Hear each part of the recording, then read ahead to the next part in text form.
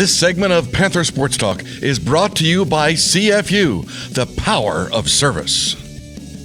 Senior defensive lineman Ronelle McNeil went through the rehab process after blowing out his knee just 7 games into the 2014 season, in which he was one of UNI's toughest defenders.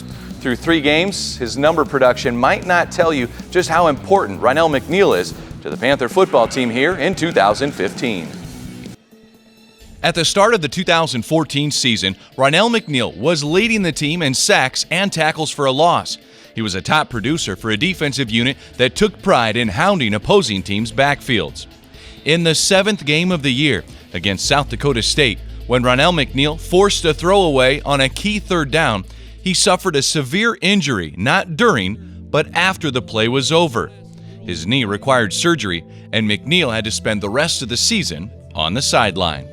I think watching was probably the hardest thing that I had to do. I actually, I watched before, but not being able to contribute to the team was probably the hardest thing that I had to do. Knowing that we should have went all the way, and knowing that we had the talent to go all the way, it was hard. It was hard. Having worked his way back onto the field and back into game speed, Ronelle is approaching this 2015 season with a brand new focus. But it's taken plenty of time and patience from the St. Louis, Missouri native. He's worked hard to get back. He had a pretty catastrophic injury, as we know, and he worked really hard in the spring after he had surgery, really hard this past summer, and now he's back out there running around. Let's just say the fire is really big. The fire is really big.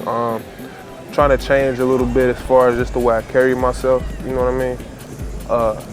Of course I'm gonna bring energy, but I gotta be more of a leader that everybody can follow instead of just listening to, you know what I mean? Just going hard in everything that I do. The Ronelle from 2013 and 14 was filled with energy and emotion during every play and after every play.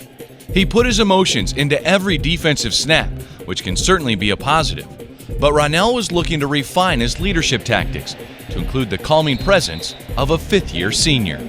I think I like the evolution, A lot of guys are starting to look up to me, and I really do appreciate that. And the best thing I can do is just do what I do best, nothing else.